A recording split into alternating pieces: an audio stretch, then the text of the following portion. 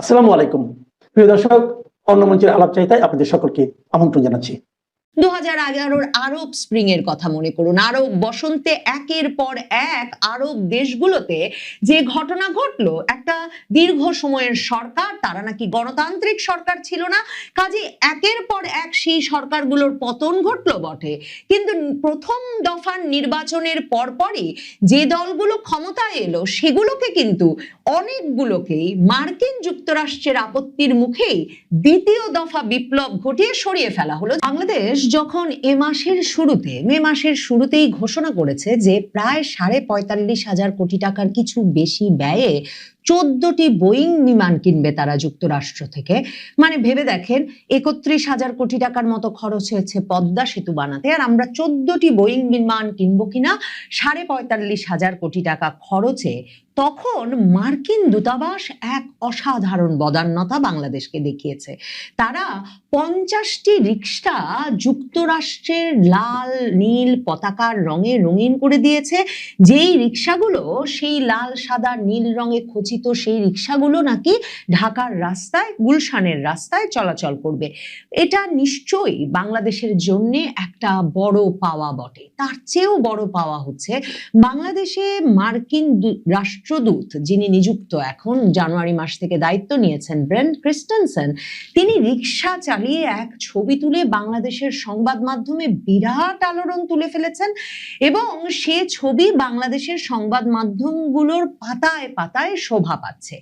তো ব্রেন্ট ক্রিস্টেনসেন ঠিক কেন এই সময়টায় এতটা অস্থির এবং চঞ্চল হয়ে উঠেছেন, সেটা কিন্তু খুব গুরুত্বপূর্ণ একটা রাজনৈতিক তাৎপর্যপূর্ণ প্রশ্ন বটে। কারণ বাংলাদেশ সহ বাংলাদেশের মতো দেশগুলোতে এই যে মার্কিন রাষ্ট্রদূতরা সাধারণভাবে একটা রাজনৈতিক অস্থিরতার সময়, বা যে সময়টায় তারা মনে করেন যে রাজনৈতিকভাবে যে সরকার ক্ষমতায় আছে তারা ঠিক মার্কিন যুক্তরাষ্ট্রের ভরসা করবার মতো নয়, কিংবা এই সরকারটির পাল্টা একটা শক্তি বা সেই দেশটিতে তাদের তৈরি করে রাখা দরকার, এরকম একটা পরিস্থিতিতে সাধারণত এই রাষ্ট্রদূতদেরকে অত্যন্ত বেশি মাত্রায় তৎপর বা ছোটাছুটি করতে দেখা যায় বাংলাদেশের মতো দেশগুলোয়। মানে বাংলাদেশের ইতিহাসটাই যদি শুধু 90 দশকের পর থেকে বিবেচনা করেন, তাহলে দেখবেন যে এরকম সব ছোটাছুটি করার রাষ্ট্রদূত তখনই পত্রিকার পাতায় একেবারে জলজল করেছেন দিনের পর দিন, যখন তারা আসলে কোনো একটা ঝামেলা বা কোনো একটা মার্কিন যুক্তরাষ্ট্রের পক্ষে আর বাংলাদেশে যেই সরকারটি পরিচালিত হচ্ছে সেই সরকারটির বাইরে কোনো একটা অবস্থান নিতে অতিরিক্ত তৎপর হয়ে ওঠেন। ভেবে দেখেন তো, ইউনূস সরকারের আমলে কিন্তু আমরা মার্কিন দূতাবাসে, সেই যে পিটার হাস চলে গেলেন শেখ হাসিনা পতনের কিছুদিন আগে আগে, আর এরপর আবার এলেন ইউনূস আমলে কয়েক মাস পেরোতে না পেরোতে রীতিমতো মার্কিন যুক্তরাষ্ট্রের সবচেয়ে বড় এলএনজি কোম্পানিগুলোর একটি বাংলাদেশের পরামর্শক হয়ে, মানে সরাসরি এলএনজি বেচতে বাংলাদেশে চলে এলেন দূতাবাসের চাকরি ছেড়েই। তারপর থেকে কিন্তু ওই পুরো ইউনূস আমলটা জুড়ে কোনো রাষ্ট্রদূত মার্কিন যুক্তরাষ্ট্র নিযুক্ত করারই প্রয়োজন বোধ করে নাই। মার্কিন দূতাবাসে ভারপ্রাপ্ত দায়িত্ব পালন করেছেন ট্রেসি অ্যান জ্যাকবসন, এবং তিনি লন্ডনে তারেক রহমানের সঙ্গে দেখা করে এসেছেন। সে খবরও মাস দুয়েক পর জানা গেছে কয়েক দফা এনসিপির নেতৃবৃন্দের সঙ্গে বৈঠক করেছেন। সেগুলো কখনো মার্কিন দূতাবাস বাড়াবাড়ি ভাবে প্রচারের চেষ্টা করে নাই। আর ওই নারী কূটনীতিক ট্রেসি অ্যান জ্যাকবসনের কোনো পাবলিক লাইফ কখনো মার্কিন দূতাবাস মানে একটা প্রকাশ্যে আনে নাই, জনসমক্ষে আনে নাই। এই যে ট্রাম্প প্রশাসনের প্রথম রাষ্ট্রদূত জানুয়ারি মাসে মাত্র এলেন, এবং আসার আগেই মার্কিন যুক্তরাষ্ট্রে বলে এসেছিলেন যে বাংলাদেশের সঙ্গে চীনের যে একটা মাখামাখি শুরু হয়েছে সেই ইউনূস আমল থেকে, সেই মাখামাখি থেকে বাংলাদেশের নির্বাচিত সরকারকে দূরে সরিয়ে নেওয়াই হবে তার প্রধান কাজ বাংলাদেশে দায়িত্ব গ্রহণের পর। কিন্তু দেখেন, তারেক রহমান সরকার ক্ষমতায় আসার কদিন আগেই, মানে নির্বাচনের কদিন আগেই তো ইউনূস সরকার এমন একটা বাণিজ্য চুক্তি করে গেছে মার্কিন যুক্তরাষ্ট্রের সঙ্গে, যেই চুক্তির আওতায় আসলে সকল রকম কেনাকাটা এখন মার্কিন যুক্তরাষ্ট্রের কাছ থেকেই করবার কথা।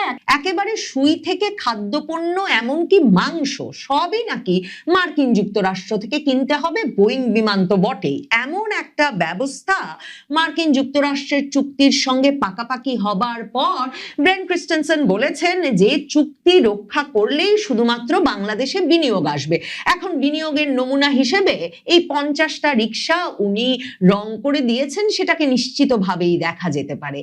তবে এই যে মার্কিন প্রশাসনকে তারেক রহমান সরকার এত দিচ্ছেন, ঢেলে দিচ্ছেন, মানে খলিলুর রহমান মাসে দুবার একবার করে যাচ্ছেন, গিয়ে গিয়ে বলে আসছেন চুক্তি অনুযায়ী সব কেনাকাটা করব। এই যে পররাষ্ট্র প্রতিমন্ত্রী শামা ওবায়েদ সবে গেলেন, আবার পল কাপুরের সঙ্গে দেখা করলেন, বলে এলেন চুক্তি অনুযায়ী সবকিছু করব। তারপরেও যে মার্কিন রাষ্ট্রদূত বাংলাদেশে মাত্র একটা নির্বাচিত সরকার এসেছে, যখন তখন তিনি দরজা খুলে প্রধানমন্ত্রী, পররাষ্ট্রমন্ত্রী, পররাষ্ট্র প্রতিমন্ত্রীর সঙ্গে দেখা করে ফেলছেন। এর পরেও যে তিনি শান্ত থাকতে পারছেন না, তিনি তার চঞ্চলতা নিয়ন্ত্রণে রাখতে পারছেন না, যখন তখন ঢাকার যে কোনো জায়গায় চলে যাচ্ছেন, কখনো পার্কে ছবি আঁকছেন, কখনো বা মোহাম্মদপুরে কন্টেন্ট ক্রিয়েটর বা ইউনিভার্সিটির ছাত্রের বাড়িতে লাঞ্চ খেতে চলে যাচ্ছেন।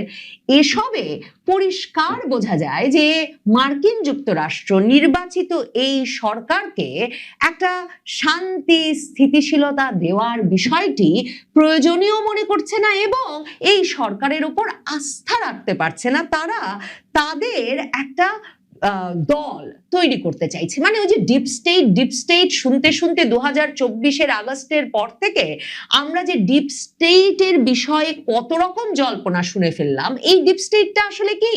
ডিপ স্টেট হচ্ছে 70-এর দশক পর্যন্ত মার্কিন যুক্তরাষ্ট্র তার স্বার্থ রক্ষায় রীতিমতো সিআইএ এজেন্টদের, মানে একেবারে মার্কিন যুক্তরাষ্ট্রে নিযুক্ত গোয়েন্দাদেরকে বিভিন্ন দেশে নিয়োজিত রাখতো তাদের স্বার্থ রক্ষায় বিভিন্ন কাজ করার জন্য।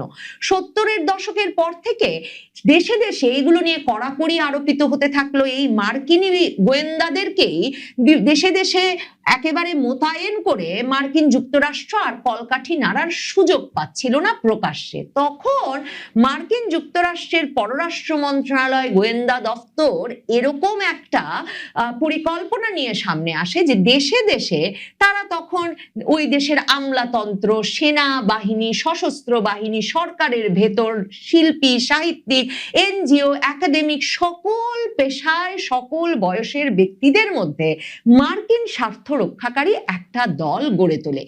এই যে পাবলিক একটা ভূমিকা রাখা রাষ্ট্রদূতের বা যে কোনো দূতাবাসের, এর একটা বড় কারণ থাকে এই খাতিরের লোকজন তৈরি করা, যারা কিনা ওই মার্কিন দূতাবাসের স্বার্থটা রক্ষা করে যাবে।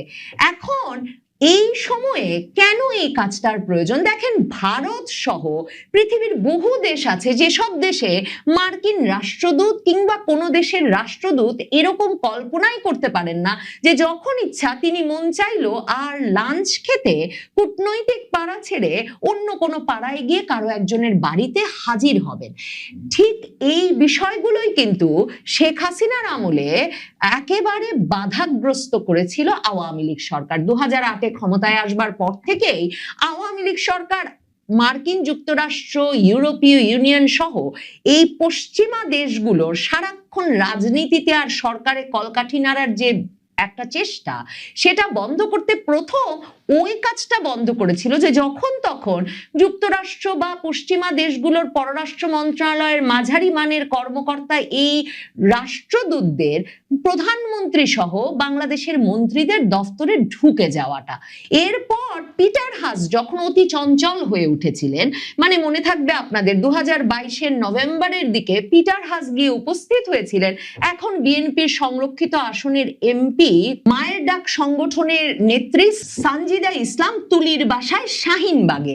মানে কূটনীতিকদের জন্য এত একটা অপ্রচলিত এলাকায় হঠাৎ করে পিটার হাস উপস্থিত হওয়ার পর সেখানে একরকম রাজনৈতিক প্রতিরোধের মুখে যখন পড়েছিলেন পিটার হাস, তখন এমনকি ওয়াশিংটন থেকে তার নিরাপত্তার বিষয়ে উদ্বেগ জানানো হয়েছিল এবং সেই উদ্বেগ আবার জানিয়েছিলেন ওই যে ইমরান খানকে পাকিস্তানের ক্ষমতাচ্যুত করার পুরো ষড়যন্ত্রটা সাজিয়েছেন যেই মার্কিন কর্মকর্তা, মার্কিন যুক্তরাষ্ট্রের তখনকার দক্ষিণ ও মধ্য এশিয়া বিষয়ক সহকারী পররাষ্ট্রমন্ত্রী ডোনাল্ড লু।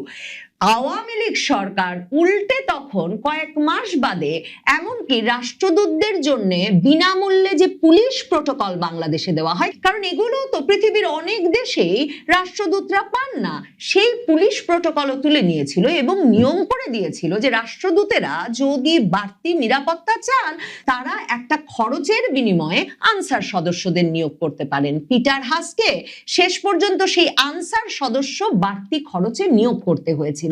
কিন্তু আওয়ামী লীগ সরকার যে বহু বছর মার্কিন যুক্তরাষ্ট্রের রাষ্ট্রদূত সহ মার্কিন যুক্তরাষ্ট্রের ডিপ স্টেট এজেন্টদের একরকমের বাংলাদেশের চাঞ্চল্য ঠেকিয়ে রাখতে পেরেছিল, তার একটা কারণ হিসেবে বলা হয় যে সরকার তাদেরকে কোনো স্পেস দেয় নাই। মানে মার্কিন যুক্তরাষ্ট্রের এই বাড়াবাড়িগুলোর, মার্কিন যুক্তরাষ্ট্রের এই মাতবরি বাড়াবাড়িগুলোর বিরুদ্ধে একরকমের প্রতিরোধ তৈরি করে আওয়ামী লীগ সরকার দাঁড়িয়ে পড়েছিল। যেমন 2018 সালে তো বদিউল আলম মজুমদারের বাড়িতে গিয়ে উপস্থিত হয়েছিলেন মার্কিন রাষ্ট্রদূত মার্শা বার্নিকার। সে সময়ও বদিউল আলম মজুমদার অভিযোগ করেছিলেন যে মার্শা বার্নিকার বেরিয়ে যেতেই নাকি তার বাড়িতে কারা কারা ইট পাটকেল পর্যন্ত ছুঁড়েছিল। এরপর প্রেসিডেন্ট ট্রাম্প ক্ষমতায় আসবার পর যখন তিনি এক বক্তৃতায় বলে বসলেন যে বাইডেন প্রশাসন অঢেল অর্থ বাংলাদেশে সরকার পরিবর্তনে গত কয়েক বছরে খরচ করেছে, এমনকি $29 মিলিয়ন একটি মাত্র সংগঠনকে দিয়েছে, যে সংগঠনে হয়তো দুজনও কাজ করে না, তখন অনেক দুর্জনেরাও বলতে শুরু করলেন যে সেই সংগঠন হয়তোবা বদিউল আলম মজুমদারের সুশাসনের জন্য নাগরিক সংগঠনটি হয়ে থাকতে পারে। কাজেই এই যে এজেন্টদেরকে তৈরি করতে রাষ্ট্রদূতদের ছোটাছুটি এবং তারা সকলে যখন সময় মতো একসাথে স্ফুলিঙ্গের মতো জ্বলে উঠতে পারেন, তখনই যে সরকার পতনের ঘটনাগুলো ঘটিয়ে ফেলা যায়। পাকিস্তান থেকে 2011 আরব স্প্রিং এর কথা মনে করুন, আরব বসন্তে একের পর এক আরব দেশগুলোতে যে ঘটনা ঘটলো, একটা দীর্ঘ সময়ের সরকার, তারা নাকি গণতান্ত্রিক সরকার ছিল না, কাজে একের পর এক সেই সরকারগুলোর পতন ঘটলো বটে, কিন্তু প্রথম দফার নির্বাচনের পরপরই যে দলগুলো ক্ষমতায় এলো সেগুলোকে কিন্তু অনেকগুলোকেই মার্কিন যুক্তরাষ্ট্রের আপত্তির মুখেই দ্বিতীয় দফা বিপ্লব ঘটিয়ে সরিয়ে ফেলা হলো। কাজে মার্কিন যুক্তরাষ্ট্র যে কি চাইছে বলা মুশকিল। চীনের সঙ্গে মাখামাখি বন্ধ করতে এসেছেন যে রাষ্ট্রদূত, তিনি দেখছেন তারেক রহমান 45,500 কোটি টাকা ব্যয় তাদের কাছ থেকে বোয়িং কিনছেন বটে, কিন্তু অন্যদিকে আবার 10 বছরের জন্য তিস্তা উন্নয়ন প্রকল্পটা চীনকে দিয়ে ফেলে চীনের রাষ্ট্রীয় সফরে যাওয়ার কথা ভাবছেন। এমনকি চীনের যুদ্ধ বিমান সহ সামরিক অস্ত্রশস্ত্র কেনার যেসব চুক্তি হয়েছিল ইউনূস আমলে, তারেক রহমান সরকার সেগুলো থেকেও সরে আসে নাই। তাহলে চীনের কাছ থেকে দূরে সরিয়ে নেওয়ার এজেন্ডা নিয়ে যেই মার্কিন রাষ্ট্রদূত বাংলাদেশে এসেছেন, তিনি আসলে এখন কি চাইছেন, কোন এজেন্ডা নিয়ে খেলছেন, কাদেরকে সামনে নিয়ে আসতে চাইছেন? যেমনটা ভেনেজুয়েলায় কিংবা এমনকি ইরানে স্পষ্ট হয়েছে যে বিকল্প ঠিক না করে, কোনো কিছু মাথায় না রেখেই তারা ভাবে তারা মার্কিন বিরোধী একটা সরকার ফেলে দিতে পারে এবং সেই অঞ্চলটা দীর্ঘস্থায়ী অস্থিতিশীলতা গেলেও আসলে মার্কিন যুক্তরাষ্ট্রের কোনো অসুবিধা হয় না, কারণ তখন সেই যুদ্ধের ঝঞ্ঝনা নিতে তারা আরো বেশি অস্ত্র শস্ত্র বিক্রি করতে পারে। এরকম একটা মহা বিপদে বাংলাদেশ অগ্রসর হচ্ছে তারই লক্ষণ কিনা মার্কিন রাষ্ট্রদূতের এই অতি চাঞ্চল্য আর বিভিন্ন সামাজিক অনুষ্ঠানে ছুটে ছুটে বেড়ানো, সেটা নিশ্চিতভাবেই এখন মাথায় ঘোরে। কারণ না হলে একটা নির্বাচিত সরকার আসবার পর এবং যখন তখন সে সরকারের সঙ্গে মার্কিন যুক্তরাষ্ট্রের ওয়াশিংটনে এবং ঢাকায় পূর্ণাঙ্গ যোগাযোগ থাকবার পরেও রাষ্ট্রদূতের এত চঞ্চলতা সত্যি বিস্ময়কর বটে। আমার এই মুহূর্তে মনে পড়ছে আসামের মুখ্যমন্ত্রী হিমন্ত বিশ্ব শর্মার সেই কথাটি, যে ভারত বাংলাদেশ সম্পর্ক তিনি ভালো চান না। ভালো এই কারণে চান না যে যদি সম্পর্ক ভালো থাকে তাহলে বাংলাদেশ থেকে অনুপ্রবেশকারীদের তারা পুশব্যাক করতে পারেন না, আর এই জন্যই তিনি সম্পর্ক খারাপ চান। ভারত বাংলাদেশ সম্পর্ক আপনারা বুঝতেই পারছেন, অনুভব করুন তাহলেই বুঝবেন যে সম্পর্ক তো খারাপ। ইউনূসের আমলে খারাপ, তারেকের আমলে ভারত সরকার সম্পর্কটা উষ্ণ করতে চেয়েছে, একান্ত আগ্রহ দেখিয়েছে, কিন্তু তারেকের পক্ষ থেকে কোনো আগ্রহ নেই। সে জায়গায় নিঃসন্দেহে সম্পর্ক খারাপ। আর এই সম্পর্ক খারাপের জায়গায় আজকে একটা নতুন খবর, পশ্চিমবঙ্গ সরকার অবৈধ অনুপ্রবেশকারীদের নিয়ে এক বড় ধরনের সিদ্ধান্ত নিয়ে ফেলেছে ইতিমধ্যেই। এখন প্রশ্ন আসছে, পশ্চিমবঙ্গে কি তবে শুরু হয়ে গেল এক বিশাল ঐতিহাসিক ও রাজনৈতিক রদবদল? কথিত বাংলাদেশি অভিবাসীদের নিয়ে এবার চূড়ান্ত এবং কঠোরতম পদক্ষেপ গ্রহণ করল নবগঠিত বিজেপি সরকার। ডিটেক্ট, ডিলিট এবং ডিপোর্ট, হ্যাঁ, এই 3 শব্দের এক মারাত্মক রণকৌশল নিয়ে মাঠে নেমে পড়েছেন মুখ্যমন্ত্রী শুভেন্দু অধিকারী। কথিত বাংলাদেশি অভিবাসীদের পশ্চিমবঙ্গ থেকে বিতাড়নের প্রক্রিয়া ইতিমধ্যেই কিন্তু পুরোদমে শুরু করে দিয়েছে মুখ্যমন্ত্রী শুভেন্দু অধিকারীর নেতৃত্বাধীন বিজেপি সরকার। পশ্চিমবঙ্গে কার্যকর করা হয়েছে সম্পূর্ণ নতুন আইন। ঠিক কি ঘটতে চলেছে রাজ্যে, কেন হঠাৎ এত বড় সিদ্ধান্ত, জানতে হলে ভিডিওটি শেষ পর্যন্ত দেখুন। ঘটনার সূত্রপাত উত্তরবঙ্গ সফরকে কেন্দ্র করে। উত্তরবঙ্গ সফর থেকে ফিরে এসে গতকাল বুধবার রাজ্যের প্রশাসনিক সদর দপ্তর নবান্ন থেকে একটি গুরুত্বপূর্ণ সাংবাদিক বৈঠক করেন মুখ্যমন্ত্রী শুভেন্দু অধিকারী। সেখানে তিনি অত্যন্ত স্পষ্ট এবং কড়া ভাষায় রাজ্যের নতুন নীতি ঘোষণা করেন। তিনি সাফ জানিয়ে দিয়েছেন, যারা নাগরিকত্ব সংশোধন আইনের বা সিএ এর অন্তর্ভুক্ত নন তাদের সরাসরি গ্রেপ্তার করা হবে। শুধু গ্রেপ্তার করায় নয়, গ্রেপ্তার করে সরাসরি তুলে দেওয়া হবে সীমান্তরক্ষী বাহিনী বা বিএসএফ এর হাতে। কিন্তু এই সিদ্ধান্তের ভিত্তি কি? মুখ্যমন্ত্রী শুভেন্দু অধিকারী এর পেছনে ভারত সরকারের একটি অত্যন্ত গুরুত্বপূর্ণ নির্দেশিকার কথা উল্লেখ করেছেন। তিনি জানিয়েছেন, ভারত সরকারের পক্ষ থেকে 2025 সালের 25শে মে একটি বিশেষ নির্দেশিকা পাঠানো হয়েছিল। কি ছিল সেই নির্দেশিকায়? সেখানে স্পষ্ট বলা হয়েছিল, কথিত অবৈধ বাংলাদেশি অভিবাসীদের সরাসরি বিএসএফ এর হাতে তুলে দিতে হবে। শুভেন্দু অধিকারী পূর্বতন সরকারকে নিশানা করে বলেন, আমাদের আগের সরকার একদিকে শরণার্থীদের সিএএ বা সুরক্ষা দেওয়ার বিরোধিতা করেছে, আর অন্যদিকে এই অত্যন্ত গুরুত্বপূর্ণ আইনকে রাজ্যের কাজে লাগায়নি। রাজ্যে প্রথমবার ক্ষমতায় এসেই কিন্তু বিজেপি সরকার ওই আইন পুরোপুরি কার্যকর করলো। শুভেন্দু অধিকারী মসনদে বসার 10 দিনের মধ্যেই বলা যায় এই আইন কার্যকর করার নির্দেশ দিয়েছে। অনেকের মনেই প্রশ্ন জাগতে পারে, তাহলে কারা আইনি সুরক্ষা পাবেন আর কারা পাবেন না? এই বিষয়টি সাংবাদিক বৈঠকে অত্যন্ত সহজভাবে ব্যাখ্যা করে বলেছেন মুখ্যমন্ত্রী শুভেন্দু অধিকারী। তিনি ব্যাখ্যা করে বলেন, 2024 সালের 31শে ডিসেম্বর পর্যন্ত যারা পশ্চিমবঙ্গে এসেছেন তাদের পুলিশ কোনো হেনস্থা করতে পারবে না বা আটক করতে পারবে না। অর্থাৎ এই নির্দিষ্ট সময় সীমার মধ্যে আসা শরণার্থীরা আইনি সুরক্ষা পাচ্ছেন। সময়টা খেয়াল করুন, তারিখটা খেয়াল করুন, 2024 সালের 31শে ডিসেম্বর। এখানে কি বাংলাদেশি রাজনৈতিক হানাহানির একটা প্রেক্ষাপট আছে, যোগ আছে? 2024-এর 5 অগাস্ট কিন্তু বাংলাদেশে একটা ষড়যন্ত্রমূলকভাবে ক্ষমতার পরিবর্তন হয়, পট পরিবর্তন হয়, আওয়ামী লীগ সরকারের পতন হয়। আওয়ামী লীগ সরকার পতন পরবর্তী সময়ে বহু মানুষ বাংলাদেশের সংখ্যালঘু থেকে শুরু করে মুসলিম সম্প্রদায় পর্যন্ত ভারতে ভিসা পাসপোর্ট ছাড়া আশ্রয় নিয়েছেন, এবং তাদের জন্য কি সুরক্ষা দেওয়ার জন্যই কি শুভেন্দু অধিকারী এটি বললেন যে 31শে ডিসেম্বর পর্যন্ত যারা শরণার্থী হিসেবে এসছেন তারা সুরক্ষা পাবেন, এর পরে পাবেন না, হয়তো এমনটা থাকতে পারে। তবে এই 24-এর 31শে ডিসেম্বরের পরে পশ্চিমবঙ্গে যাওয়াদের নিয়েই কি কড়াকড়িটা শুরু হচ্ছে?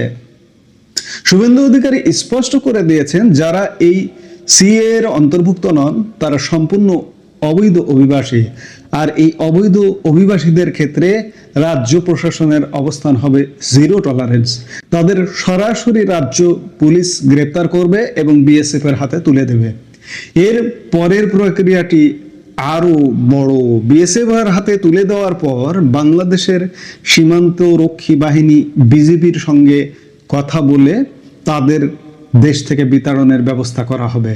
আর এই পুরো প্রক্রিয়াটিকে মুখ্যমন্ত্রী 3টি শব্দে প্রকাশ করেছেন: ডিটেক্ট, ডিলিট এবং ডিপোর্ট। অর্থাৎ প্রথমে চিহ্নিতকরণ, তারপর তালিকা থেকে বাদ দেওয়া এবং সবশেষে নিজ দেশে ফেরত পাঠানো। দেশের স্বার্থে এবং রাজ্যের স্বার্থে সীমান্ত সংলগ্ন সমস্ত থানায় এই আইন অবিলম্বে কার্যকর করা হলো। আর এই বিশাল দায়িত্ব সুচারুভাবে পালন করতে রাজ্য পুলিশের ডিজি এবং মুখ্য সচিবকে প্রয়োজনীয় নির্দেশ অলরেডি দিয়ে দিয়েছেন মুখ্যমন্ত্রী। এই অভিযানের পেছনে রয়েছে এক বড়সড় কৌশলগত প্রস্তুতি। গতকাল বুধবার উত্তরবঙ্গ সফরে গিয়ে মুখ্যমন্ত্রী শুভেন্দু অধিকারী স্বয়ং বিএসএফ কর্মকর্তাদের সঙ্গে একটি উচ্চ পর্যায়ের বৈঠক করেন। আর এই দিনই এক ঐতিহাসিক পদক্ষেপ গ্রহণ করে বিএসএফ এর হাতে রাজ্যের 27 কিলোমিটার জমি তুলে দিয়েছেন শুভেন্দু অধিকারী। জমি হস্তান্তরের বিষয়ে মুখ্যমন্ত্রী বলেছেন, বিএসএফ এর সঙ্গে সুদৃঢ় বন্ধন তৈরি করে আমরা রাজ্য এবং দেশকে সুরক্ষিত করব। তিনি আরও জানান যে রাজ্যে বিজেপির সরকার গঠিত হওয়ার পর মন্ত্রিসভার প্রথম বৈঠকেই বিএসএফ এর হাতে এই জমি হস্তান্তরের অনুমোদন দেওয়া হয়েছিল। এখানে উল্লেখ্য, সীমান্তের অরক্ষিত অঞ্চলে কাঁটাতারের বেড়া দেবার জন্য এই জমি হস্তান্তরের প্রয়োজন ছিল দীর্ঘদিনের, কিন্তু রাজনৈতিক টানাপোড়েনে এই জমি হস্তান্তর এতদিন আটকে রেখেছিল পূর্বতন তৃণমূল সরকার। বর্তমান সরকার ক্ষমতায় এসে সেই বাধা দূর করলো। মুখ্যমন্ত্রীর এই ঘোষণার পর কিন্তু রাজ্য প্রশাসন আর এক মুহূর্তও সময় নষ্ট করেনি। এদিকে রাজ্য জুড়ে অবৈধ বাংলাদেশি অভিবাসীদের খোঁজে ব্যাপক তল্লাশি অভিযান ইতিমধ্যেই শুরু হয়ে গেছে। রাজ্যের বিভিন্ন প্রান্তে পুলিশি তৎপরতা তুঙ্গে। অনেক জায়গা থেকে বাংলাদেশি সন্দেহ করে গ্রেপ্তার করা হচ্ছে অনেক অভিবাসীকে। শুধু কথিত অভিবাসীদেরই নয়, আইনের কোপ পড়ছে তাদের সহায়তাকারীদের ওপরও। এই সমস্ত অভিবাসীদের আশ্রয় দেবার অভিযোগে বাড়ির মালিকদেরও গ্রেপ্তার করা হচ্ছে। এই সাঁড়াশি অভিযানের ফলে স্বাভাবিকভাবেই এক মিশ্র ও জটিল পরিস্থিতির সৃষ্টি হয়েছে। বিশেষ করে সাধারণ সংখ্যালঘুদের মধ্যে এক তীব্র আতঙ্ক তৈরি হয়েছে। বিভিন্ন এলাকা থেকে অভিযোগ উঠছে যে আতঙ্কের কারণে অনেককেই বাড়ি ছেড়ে দেবার জন্য চাপ দেওয়া হচ্ছে। আইন প্রয়োগের এই ব্যাপক কড়াকড়িতে সীমান্ত জেলাগুলো থেকে শুরু করে কলকাতার আনাচে কানাচে এখন চরম উত্তেজনা।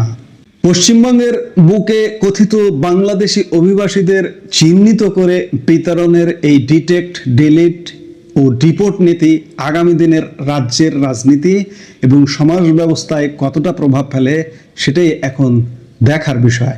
একদিকে দেশের ও রাজ্যের সুরক্ষার স্বার্থ, অন্যদিকে সাধারণ মানুষের আতঙ্ক। সব মিলিয়ে পরিস্থিতি অত্যন্ত সংবেদনশীল। এই যে পশ্চিমবঙ্গে যে এই পরিস্থিতিটা সৃষ্টি হয়েছে, বাংলাদেশে রোহিঙ্গা ঢল নেমেছিল, আপনাদের মনে আছে নিশ্চয়ই, এবং আমরা রোহিঙ্গা ভার বহন করছি। এবার পশ্চিমবঙ্গ থেকে বা ভারত থেকে অবৈধ অভিবাসী যারা ভারতে গিয়ে বসবাস করে, শ্রমিক মজুর কাজ করে, তারা কিন্তু তাদের একটা ঢল নামতে যাচ্ছে। এই সংখ্যাটি কত লক্ষ সেটি বড় প্রশ্ন। বাংলাদেশ কি তবে চাপে পড়ছে? এই পরিস্থিতি আসলে কোন দিকে নিয়ে যায় বাংলাদেশ ভারত সম্পর্ক, এবং বাংলাদেশ কি পরিমাণ চাপে পড়ে, কি ধরনের চাপে পড়ে, সেটি এখন দেখার বিষয়। বাংলাদেশ আসলে খুব ভয়ানক সংকটের মধ্যে দিয়ে চারিদিক দিয়ে, এবং সংকট ডেকে আনা হচ্ছে নানাভাবে, এই বর্তমান সংকটও ডেকে আনছে। আমি আবারও আলাপটা শেষ করতে চাই যে হিমন্ত বিশ্ব শর্মার কথা দিয়ে, বাংলাদেশ ভারত সম্পর্ক ভালো থাকা উচিত। তাহলে এই যে লাখ লাখ মানুষ, আমার ছোট্ট দেশ, বহু জনসংখ্যা, এই ছোট্ট দেশে কাজ করে হয় না, পেটে ভাত জোগে না, যার কারণে ভারতে গিয়ে তারা কাজ করে। যদিও ও অবৈধভাবে যাওয়াটাকে সমর্থন করি না, কিন্তু কিছু একটা আছে না যে সহনীয় ব্যাপার, যে দেখছি কিন্তু দেখছি না। হিমন্ত বিশ্ব শর্মা কিন্তু সেটাই বলতে চেয়েছিলেন যে আমাদের সম্পর্ক ভালো, কিন্তু আসছে তারা, আমরা দেখছি না। কিন্তু সম্পর্ক তোমরা খারাপ করবা, আমরা যেটা দেখছি না তখন থেকে দেখা শুরু করবো। অর্থাৎ ভারত এখন দেখা শুরু করেছে, পশ্চিমবঙ্গ দেখা শুরু করেছে, আসাম তো আরো কড়া, সমানে বাংলাদেশে ফেরত পাঠাবে। এতে করে বাংলাদেশের সমাজ ব্যবস্থা আরো জটিল থেকে জটিলতর হয়ে উঠবে, যে তাতে কোনো সন্দেহ নাই। এখন দেখার বিষয় যে সামনে কি ঘটতে যাচ্ছে। এই মুহূর্তের ভিডিও থেকে বিদায় নিতে চাইছি। সবাই ভালো থাকুন, সুস্থ থাকুন, দেখা হবে পরবর্তী ভিডিওতে।